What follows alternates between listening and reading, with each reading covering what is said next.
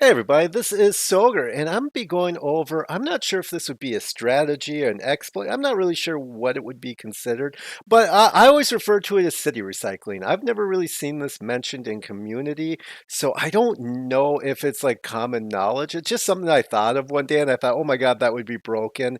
And I finally got around to recording a video on it, and the first time I did it was the footage for this video, and I will say, yeah, this is incredibly broken. I did it with Norway. But it would be equally, or not equally, it would be slightly less effective because you wouldn't get the science and culture.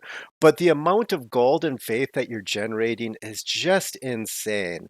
What the basic premise is you settle a city. It can be your second city, and if you want maximum effect, the earlier you start, the better. You settle a city just to maximize the number of features that it can improve.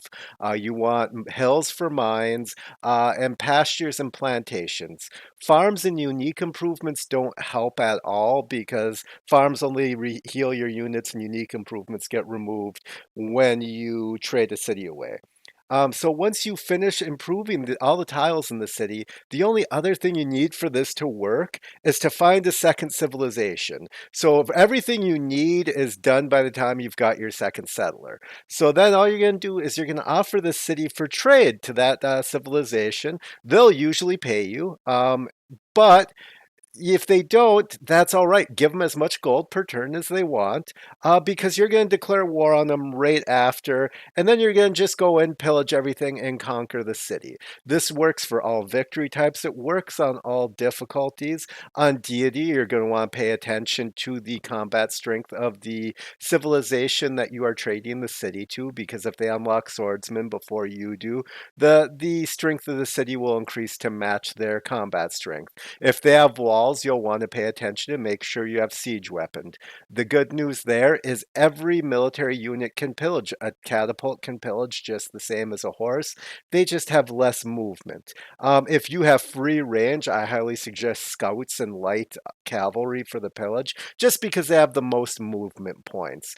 The only other things you really need for this is one, you're going to want Warlord's Throne for the 20% production boost when you conquer a city, because if you're doing this, you'll be conquering cities constantly.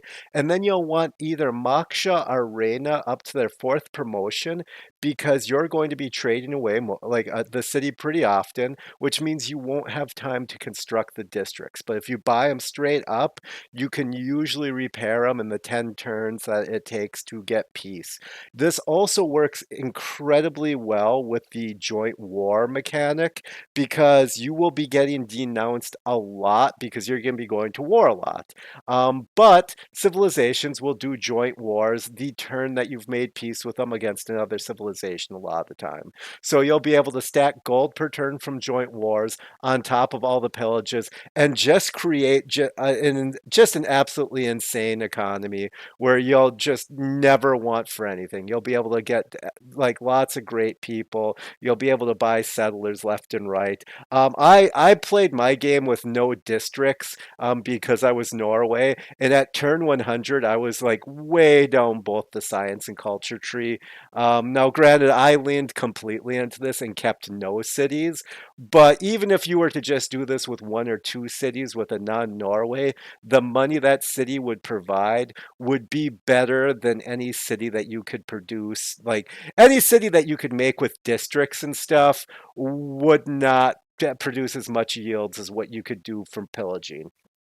The only things that you need to really be concerned about is if the civilization is really close, or they have a very high military score. Sometimes they'll either completely refuse to make peace with you, or they'll want to be paid for peace. But once again, it's only 10 turns.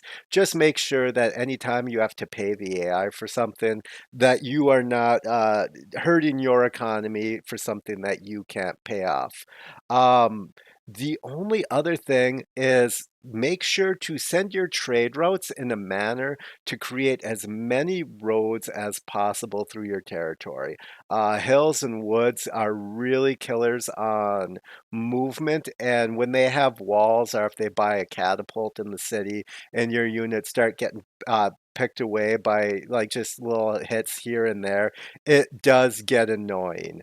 But the nice thing is, really early game, the AI will usually pay you for peace because you've conquered a city and you've pillaged it. Even though it was a city that you gave to them specifically to pillage and conquer, the AI doesn't know that. So they've usually paid you for a city, you got all the yields for pillaging it, and now they're paying you for peace.